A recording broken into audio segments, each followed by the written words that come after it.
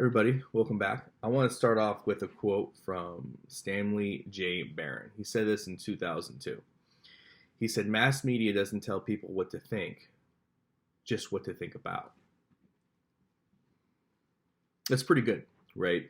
That's really the gist of mass media. And I would take it a step further. That was obviously in 2002. I would say in 2020 they do a pretty good job of telling people, what to think as well. But for us, preparedness minded people, we're smarter than the average honey bear, right? So let's just say that I agree with that statement wholeheartedly because I do. I'm starting to see that a lot of preppers that are, YouTube preparedness influencers, man, they're really in a rut. They're in a really bad rut right now. I mean, it's all doom and gloom. People are just scared. They're sad. Like every time I watch another Prepper Now video, I'm just like, I feel bad for this guy. And I'm just like, wow, he's really in a rut, and he's a smart guy. Seems like he's a history teacher with, poli sci major, I'm sure he has advanced degrees. Like this guy knows history, he knows political science very, very well. And he's stuck on the media loop. He's in it. And every single video comes out, it gets sadder and sadder, and the same thing with Alaska Prepper, Angry Prepper, Canadian Prepper, all the preppers, Prepper Nation, all of them, all the hashtags, everybody is they are in a funk. And it's because they know what to think. I'm sure they know what to think, right? They have their own opinions. Their opinions on the news are, they see a news article and they gather their own opinions from it, which is great. The only issue is they're forming opinions on a narrative that's being fed to them, right? They're thinking about what media wants them to think about. Sure, they're going to have their own opinions on it, but all they're thinking about is what the media is putting to them. There are no thoughts of their own, right?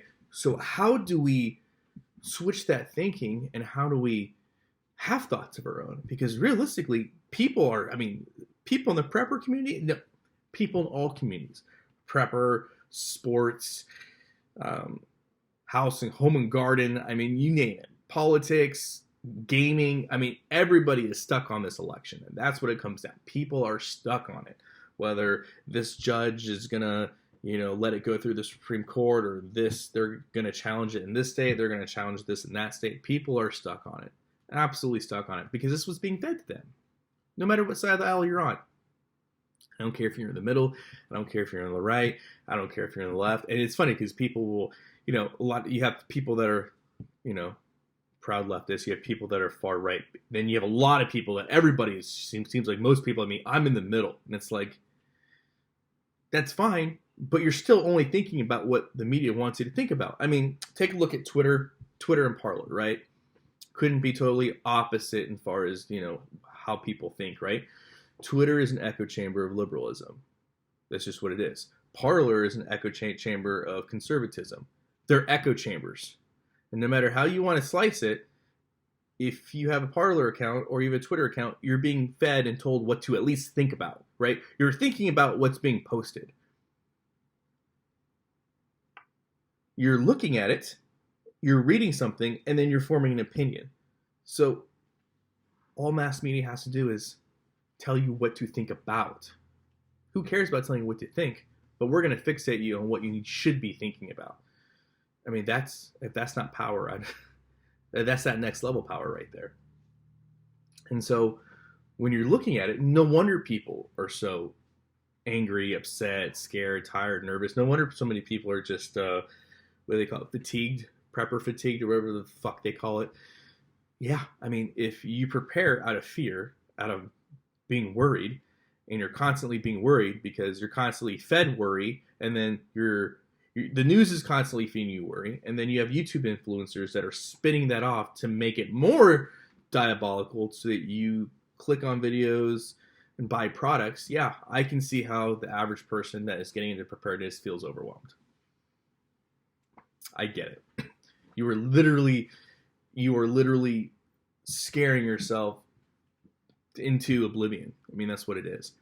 And, I don't want to get on my soapbox here and tell you, how to think or whatever. But I can tell you with me, I don't let the media tell me what to think about. I know what I want to think about because I know I have goals. I know I have plans. Do I watch media or news? Yeah, I do. Am I a news buff or anything like that? No.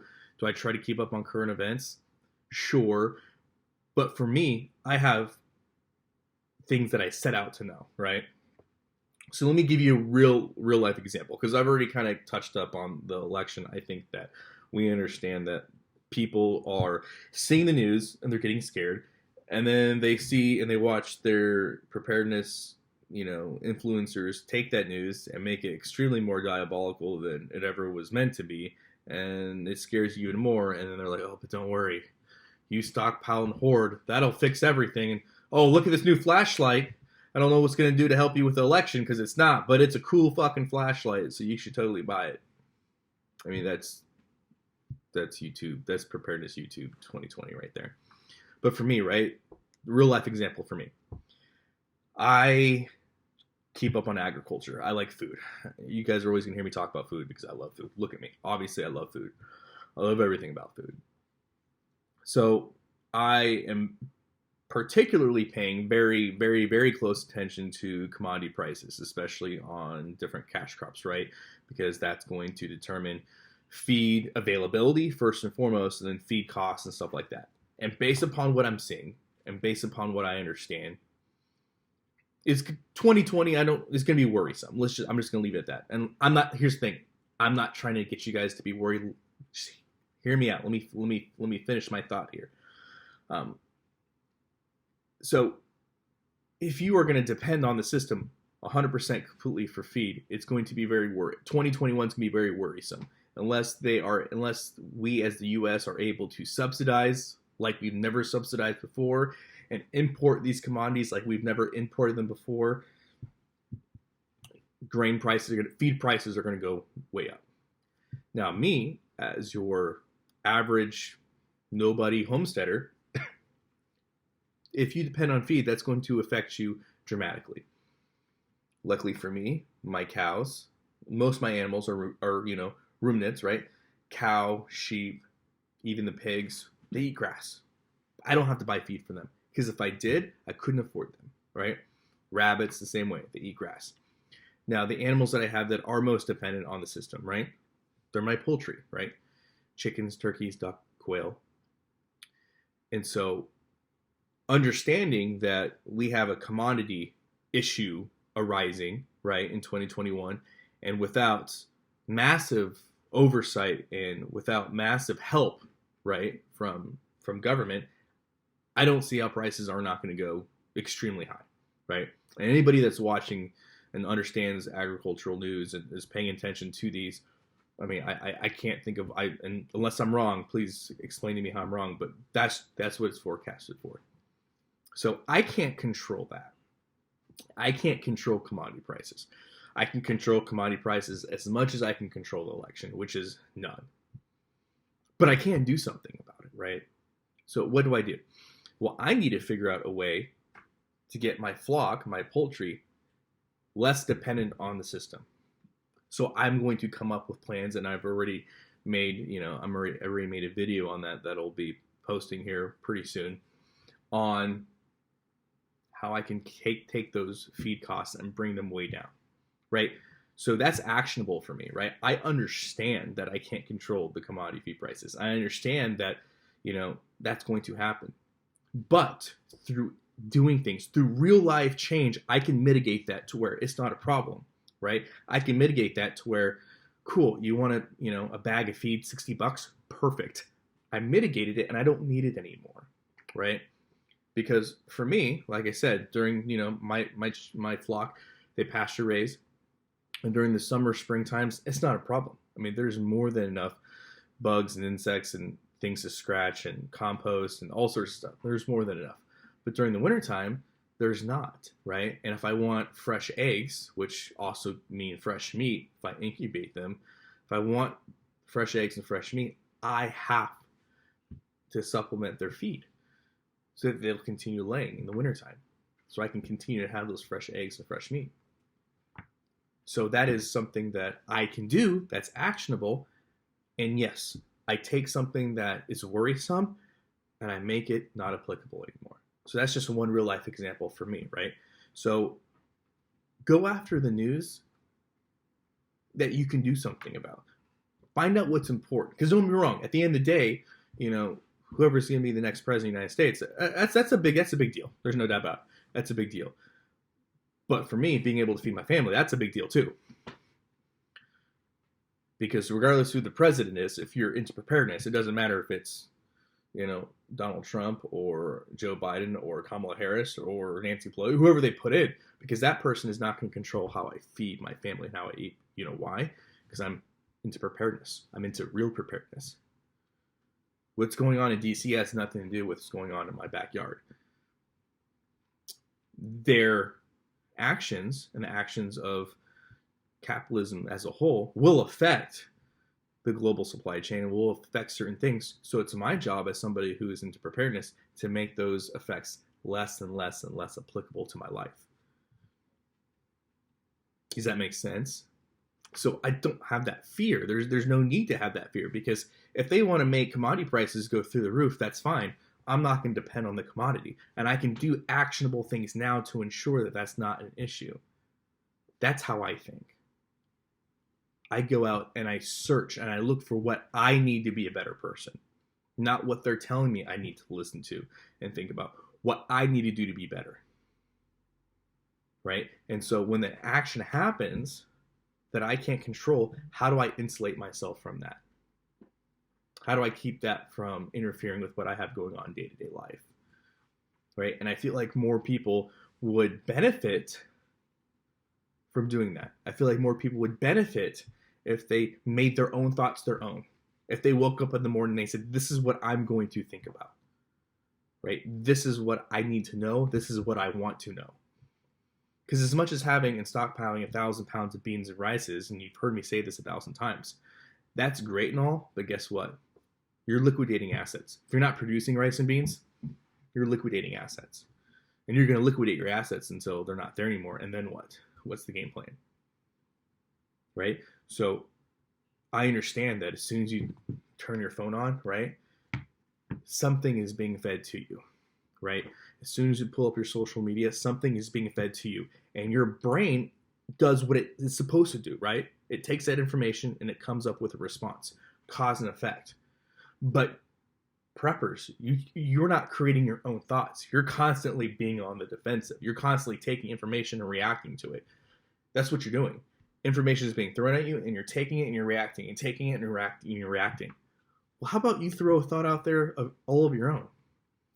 Why don't you go look for the things that you know you should be doing? Why don't you think about the things that you know you should be thinking about?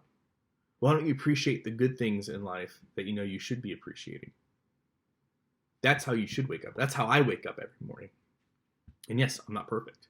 Far from perfect.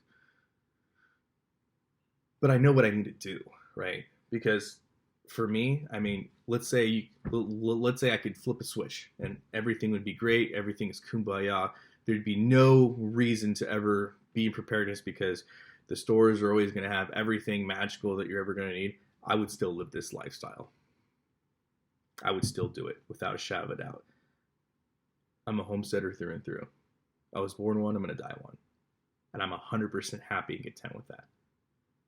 That's what I want. That's why I was put on this earth, for preparedness. There's no doubt. This is why I'm here. And I know most people, if they had it their way, they wouldn't prep at all. What we see is this constant negative connotation towards preparedness, right? If I didn't have to do it, I wouldn't. I get that. Everybody kind of has to make their own decision and find their own place in life. But at the end of the day, I want you to really ask yourself, how many of the thoughts that I had were self-initiated by me? How many of the things that I thought about were self-initiated by me? How much did I really get done as far as preparedness goes today, right? Like really have those thoughts, because I can't imagine, because maybe I'm just the weird one here. I can't imagine most people wake up thinking, I want to go through this election roller coaster, or I want to go through this X, Y, and Z roller coaster known as, you know, the news media. I can't imagine that a lot of the news that you see are things that you actually wanted to see or care to know about. You know, I can't imagine that they were self-started by you. And so, like I said, I encourage you guys, you know, find things in your life that are going to make you better, you know. And I'm not saying don't look at the news and don't watch the news. I'm not saying that. But if it's making you feel a certain way, something's going on. Or if it's you're just if you feel like you're just tired and you're wore out, or if you really feel fatigued from the news, I don't think you're doing it right. I don't think you're doing it right. And I can't imagine that's good for your health. You know what I mean? I know for me, there are things that I'm constantly challenging myself all the time. The example I gave you with the feed, that it's real life example. Like, it's something that I'm really thinking about. It's something that I know is coming, but I feel so good about the fact that I know what I got to do. I can do this. The ball's in my court and I can do something about it. I can. And I'm really excited because it would be so awesome to finally have my flock 100% off grid, right? 100% not needing any feed inputs year round, right? That would be super awesome. And I know other people have gotten there, and I want to get there. And I'm not there yet. I'm super close. You know, if I just wanted the chickens just to stay alive, yeah, that's not a problem. But if I want them to really thrive, and if I want to have large egg production, you know, meat production, at the present day and present time, it's going to require feed inputs from me.